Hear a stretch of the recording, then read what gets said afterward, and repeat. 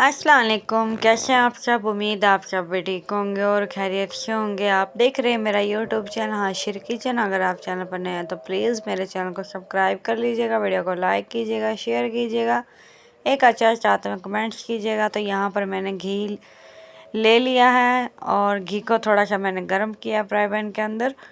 और यहाँ पर तकरीबन 1.5 कप के करीब मैदा है जो मैंने घी के अंदर डाल दिया है।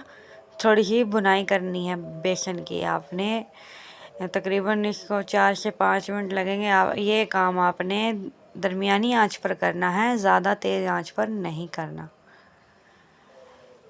तो जी यहाँ पर देखें मैं चम्मच को हिला रही हूँ, आपने चम्मच को नहीं रोकना। यहाँ पर मुझे थोड़ा घी कम लग रहा है और ऐसे ही अगर आपको भी लगे कि घी थोड़ा कम है तो आप थोड़ा सा घी और डाल लीजिएगा।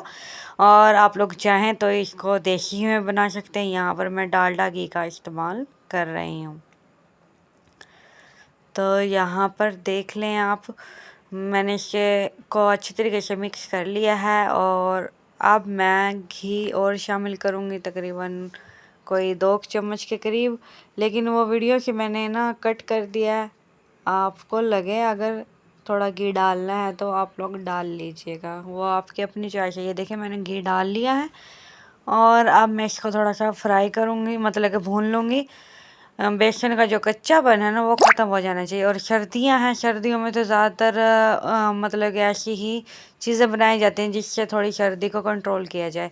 तो मैंने अपने बच्चों के लिए बनाया था और सर्दियों में ये है कि मेरे घर पर ज़्यादातर यही हलवा बनाया जाता है। रोज़ाना भी बन जाता है, 2 से 3 दिन बाद भी बन जाता है। और मेरे बच्चे माशाल्लाह से बहुत ज़्यादा इसको पसंद करते हैं। इस वजह से भी और बच्चों की फरमाइश पे ही मैंने ये अभी हलवा बनाया है। और फिर मैंने सोचा कि क्यों ना मैं आप लोगों को भी रेसिपी दे दूं, क्योंकि सर्दियां तो वैसे भी आने वाली हैं और कुछ आ चुकी हैं। दस्तक तो दे दी है हमारे दरवाजे पे सर्दियों ने।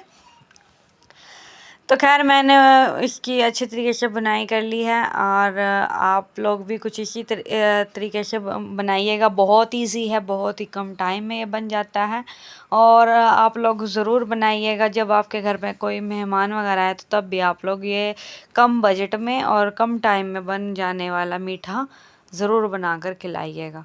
तो बहुत ही मज़ेदार ये लगता है। और बेसन का जो कच्चापन है वो आपने ज़रूर ख़त्म करना है। तो यहाँ पर देखें मैंने इसकी 5 से 6 मिनट अच्छे तरीके से इसकी बुनाई की है और फिर 1 गिलास पानी डाल दिया है, ठीक है।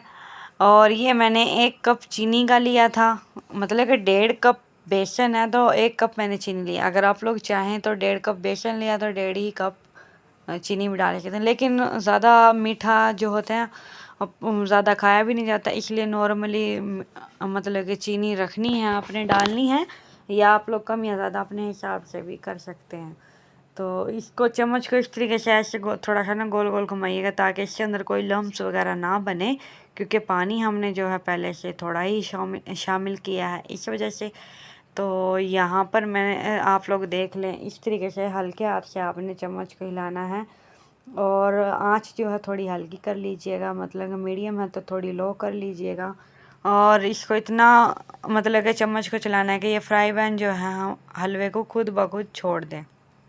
मतलब कि ये जो अभी चिपक रहा है ना, थोड़ी देर बाद मैं आपको दिखाती हूँ कि ये बिल्कुल चिपकना बंद कर देगा फ्राई पैन से। तो इस वजह से आपको ये निशानी होती है हलवे की। हलवा जब बिल्कुल तैयार हो जाएगा तो फ्राई पैन किसी भी बर्तन के को नहीं चिपकेगा। तो यहाँ पर देख लें हलवा बिल्कुल भी नहीं चिपक रहा, हलवा हमारा बिल्कुल तैयार है। ड्राई फ्रूट मैंने दरमियान में इसलिए शामिल नहीं किए क्योंकि मेरे बच्चे जो हैं वो नवाब साहब नहीं खाते और वो बोल देते हैं कि ये तो गंदा है, ये ऐसे हो गया, ये वैसे हो गया।